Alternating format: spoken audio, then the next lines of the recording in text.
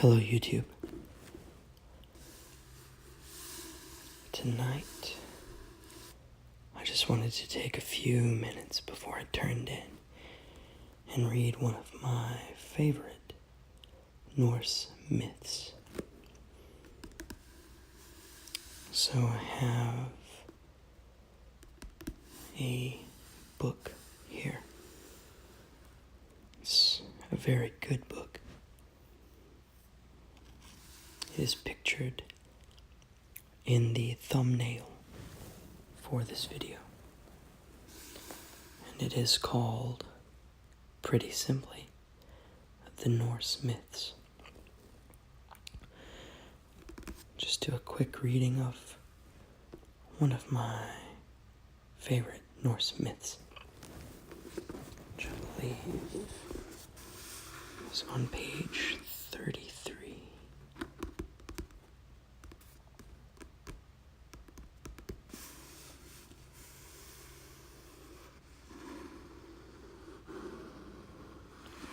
So let's open it up and take a look.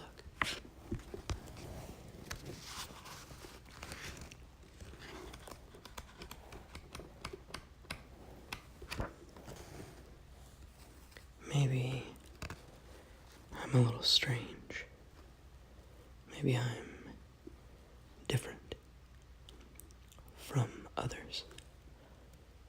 But one of the things that I enjoy the most about books is their smell. When you fan the pages,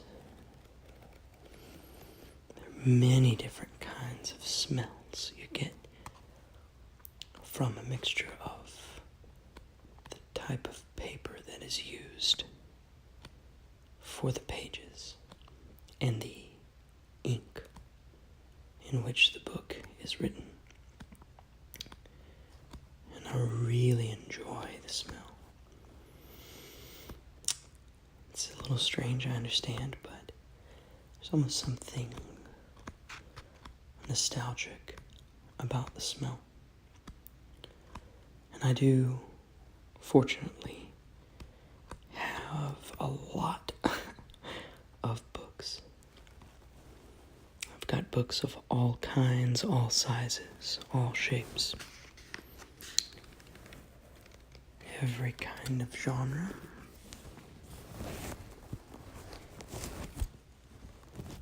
I do very much enjoy books in general.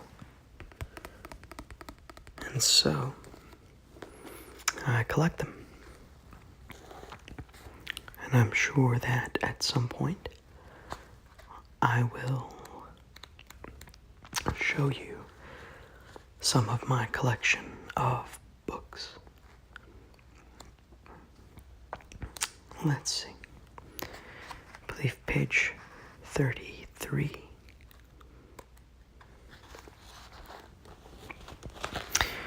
This particular Norse myth is called Loki's Children and the Binding of Fenrir. Loki, you probably know from the popular Marvel series, the Thor and Avengers movies. Loki is the Norse god of mischief, and he's played by Tom Hiddleston. That's a great name. In the Marvel movies. Loki's Children and the Binding of Fenrir. The mother of Sleipnir was also the father of 3 appalling children. Not content with his faithful wife Sigyn, Loki sometimes took off for Jotunheim.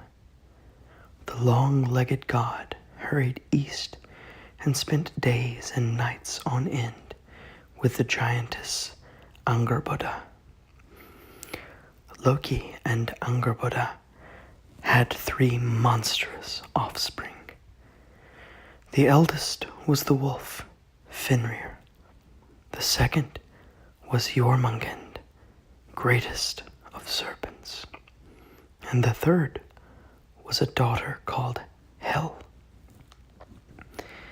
Even in a crowd of 1,000 women, Hel's looks were quite likely to single her out. Her face and neck and shoulders and breasts and arms and back, they were all pink. But from her hips down, every inch of Hel's skin looked decayed and greenish black. Her expression was always the same, gloomy and grim. When the gods heard that the father of lies had also fathered these children, they were filled with alarm. They discussed what to do about them at the well of Urd, and the 3 Norns gave them little encouragement. "Their mother is evil," said Urd, "but their father is worse," Verdandi said. "Expect nothing from them but the worst," said Skuld. "Expect them to harm you and endanger you. They will be in at the kill." And so the gods agreed that Loki's children must be captured. At Odin's behest, a group of gods crossed into Jotunheim by night. They burst into Angerboda's hall and gagged and bound her before she had even rubbed her eyes. Then they kidnapped her children and carried them back to Asgard. Odin was in no doubt as to what should be done with the serpent. He picked up Jormungand and hurled him into the ocean surrounding Midgard, the world of men. He hurtled through the air, smashed through the iron face of the water, and sank to the sea bottom. There he lived, and there he grew. Jormungand, the Midgard serpent, grew so thick and so long that he encircled the whole world and bit his own tail. He was just as sure what to do about the serpent's sister. He took one look at Hel and hurled her out of Asgard too. He threw her into the mist and darkness of Niflheim, the world beneath the worlds. And as she fell, she heard Odin's decree that she should look after the dead, all those in the 9 worlds who died of illness or old age, the condition being that she should share out whatever food she had with whoever came to her. Hel made herself at home, beyond the sheer rock, dropped to destruction. She built huge walls around her estate. Her hall, Eljudnir, home of the dead, lay within it, behind a massive pair of gates. Hel's manservant and maidservant, Ganglati and Ganglot, moved about so slowly that it was not easy to tell whether they were moving at all. Her plate was called Hunger, and her knife Famine. Her bed was Sick Bed, and the bed hangings Glimmering Misfortune. Odin thought it would be best if the gods themselves kept an eye on Fenrir. He seemed no different to any other wolf, and all the gods agreed that there would be no harm in letting him roam around the green and golden fields of Asgard. Even so, of all the gods, only Tyr, son of Odin, was brave enough to face Fenrir alone. and give him great joints, flesh and gristle and bone, to keep him quiet. The gods were not slow to change their minds about Fenrir when they saw him growing larger day by day. And when Urd, Skuld, and Verdandi renewed their warnings and said that the wolf would cause Odin's death, their alarm became far greater. They agreed that since they could not kill the wolf there and then and stain the sanctuary of Asgard with its evil blood, they must catch and fetter him. Then the gods made a powerful chain of iron links, and they called it lading.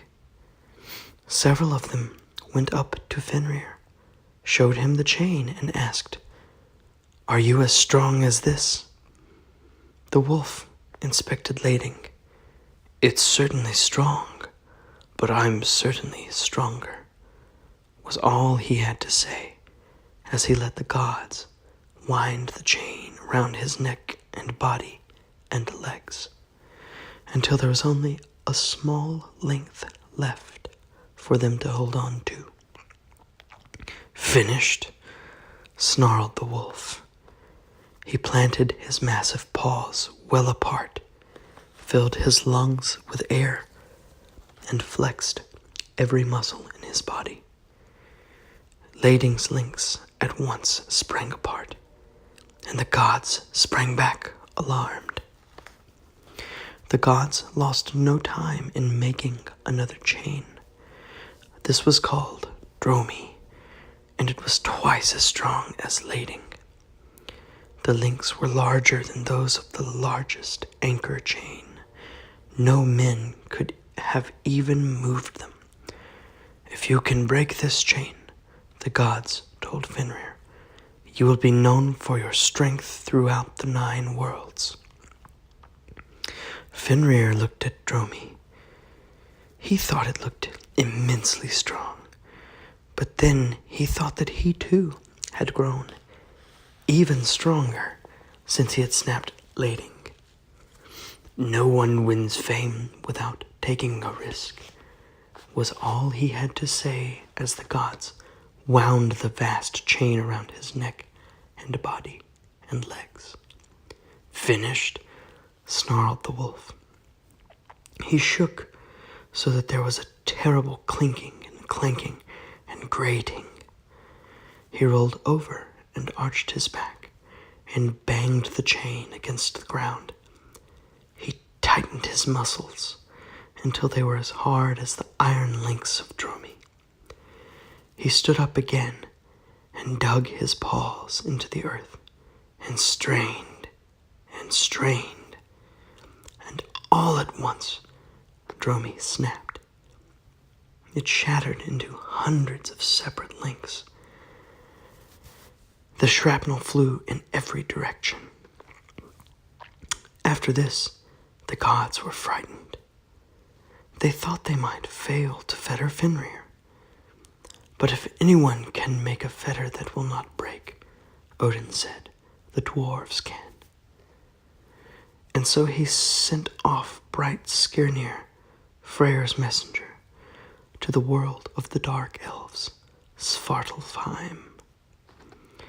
Skirnir went down under Midgard, through gloomy, dank, twilit grottos. There he found Gnar, and Nain, and Niping, and Dain, and Bifur, and Bafur, and Bombur, and Nori, and hundreds of others, each one as horrible as the next, and promised them gold and more gold if they could make a fetter for Fenrir.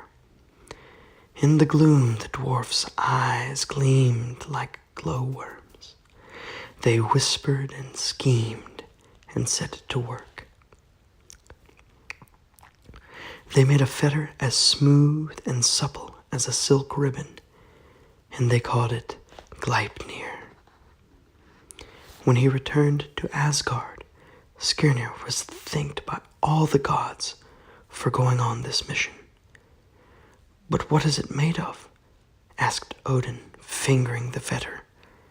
6 things, said Skirnir. The sound a cat makes when it moves, a woman's beard, the roots of a mountain, the sinews of a bear, the breath of a fish, and a bird's spittle. The gods were both astonished and skeptical of Gleipnir's power. If you doubt it, as I doubted it, said Skirnir, remember the cunning of the dwarfs. After all, have you ever thought why a cat makes no noise when it moves? And why a woman has no beard?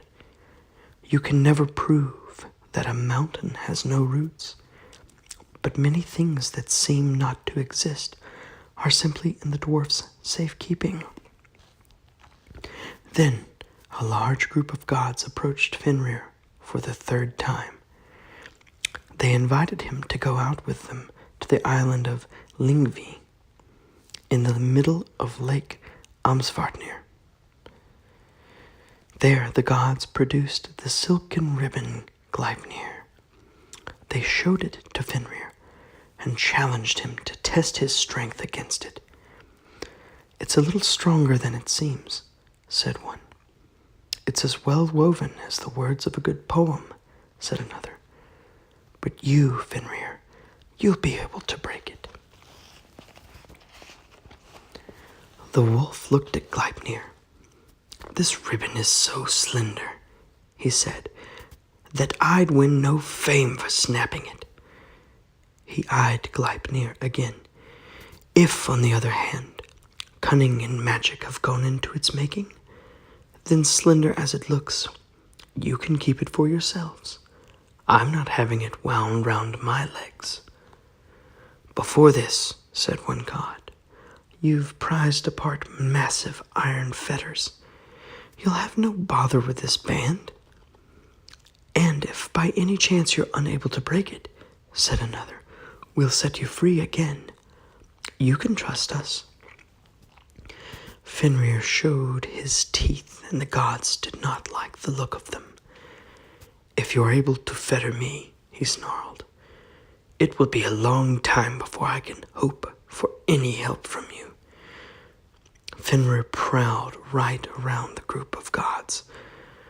I don't want to be bound with that ribbon, but neither do I want to be accused of cowardice. So while the others bind me, let one of you put his hand in my mouth as a token of your good faith. Tyr looked one by one at all the gods in that company. All the gods there looked at each other and said nothing, wondering what to do. Then Tyr slowly lifted his right arm and put his hand in Fenrir's mouth. At once the other gods wound Gleipnir round and round the wolf's neck and body and legs until it was all used up. Fenrir began to struggle against it. He tried to kick and shrug and shake and jerk and roll, but the more he strained, the tighter Gleipnir became. Then Fenrir snarled and clamped his teeth, and Tyr, bravest of the gods, twisted and cried out, unable and able to bear such pain. The other gods laughed. They knew that Fenrir was bound at last. They all laughed except Tyr. He lost his hand. The gods fixed the large chain called Gelgja to the end of the silken ribbon. They passed the end of this chain through the hole in a huge boulder, Gjöll, looped it back, and secured it to itself. The gods drove Gjöll a mile down into the earth.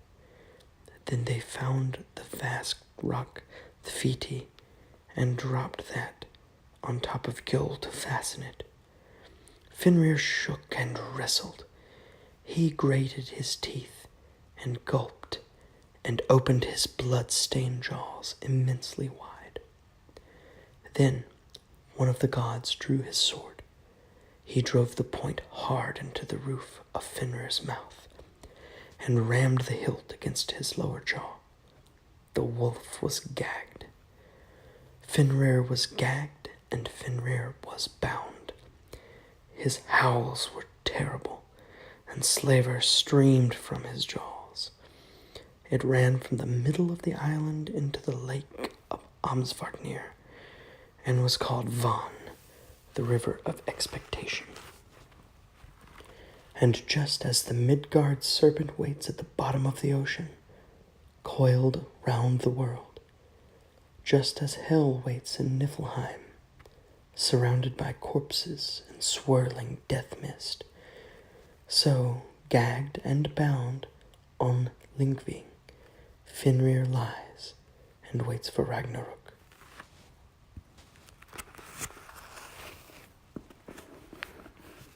I believe that is my favorite of the Norse myths, for one particular reason.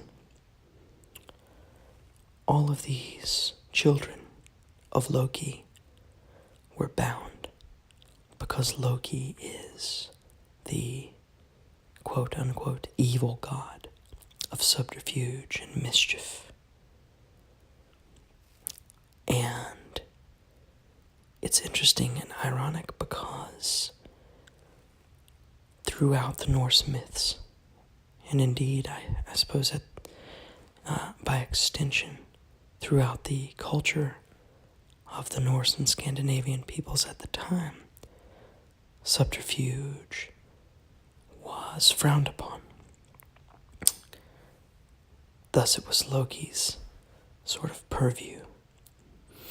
However, the only way that the gods could capture and truly fetter and bind Fenrir is by tricking him into letting them bind him with Gleipnir. I hope you've enjoyed this reading.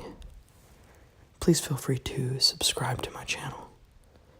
Give me a like if you enjoyed it. And the notification bell will let you know when I upload more. Thank you so much for watching, and I will talk to you soon.